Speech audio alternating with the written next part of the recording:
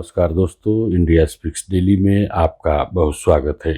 दोस्तों, साल 2012 में निर्भया गैंग रेप की घटना ने दिल्ली को पूरे विश्व में चर्चित कर दिया था। इसी घटना के बाद दिल्ली में अरविंद केजरीवाल की सरकार सत्ता में आई थी और उन्होंने यह भरोसा दिलाया था कि अब आगे से बसों में किसी भी महिला के साथ कोई ज्यादती नहीं होगी और इसी वजह से उन्होंने बड़े पैमाने पर महिला सिविल डिफेंस वॉलंटियरों की नियुक्ति की थी। लेकिन अब महिला सिविल डिफेंस वॉलंटियर जो दिल्ली में सड़कों पर काम करती है, खासकर बसों में मार्शल का काम करती है, उनका साथ अच्छा बर्ताव नहीं हो रहा है और यही वजह है कि उनकी अब हत्या भी की जाने लगी है।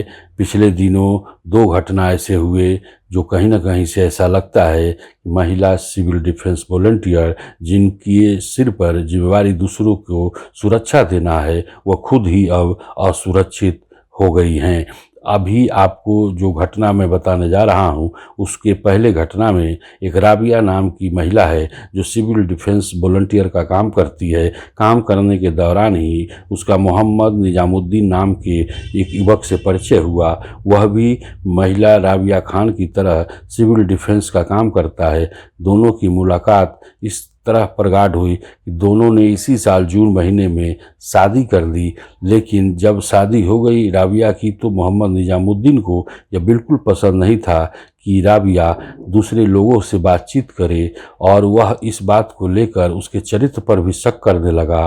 और जब राबिया ने उसकी बात नहीं सुनी, तब एक सोची समझी साजिश के तहत मोहम्मद निजामुद्दीन उसे सूरज कुंड जो फरीदाबाद में पड़ता है वहाँ घुमाने के लिए ले गया और फिर उसकी चाकू से हत्या करके शव को झाड़ियों में फेंक कर दिल्ली वापस आ गया।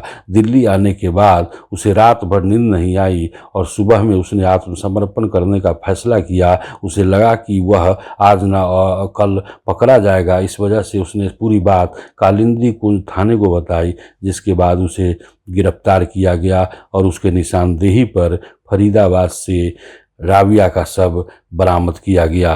राबिया के माता पिता का कहना है कि उसकी बेटी 2 सालों से सिविल डिफेंस में काम कर रही थी, लेकिन उसे पता नहीं कि कब उनकी बेटी की शादी हो गई।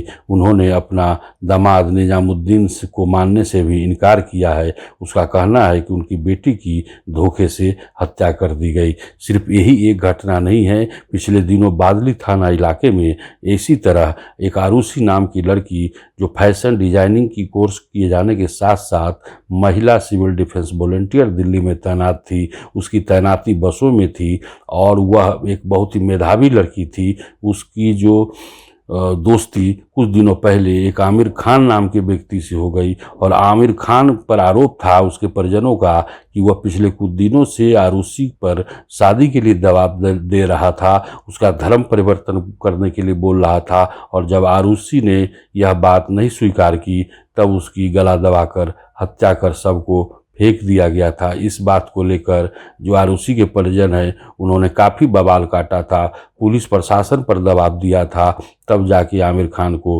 हिरासत में लिया गया था। अब आपको यह समझने वाली बात है कि जो महिला सिविल डिफेंस वॉलंटियर जिनको महिलाओं का सुरक्षा का भार है, वो खुद ही असुरक्षित हो रही हैं। ऐसे में सरकार को चाहिए कि इनकी सुरक्षा के लिए बेहतर और कारगर व्यवस्था करे ताकि उनकी जान माल की रक्षा हो पाए। आज के वीडियो में बस इतना ही, फिर एक नए वीडियो के साथ मिलते हैं। तब तक आपका बहुत धन्यवाद।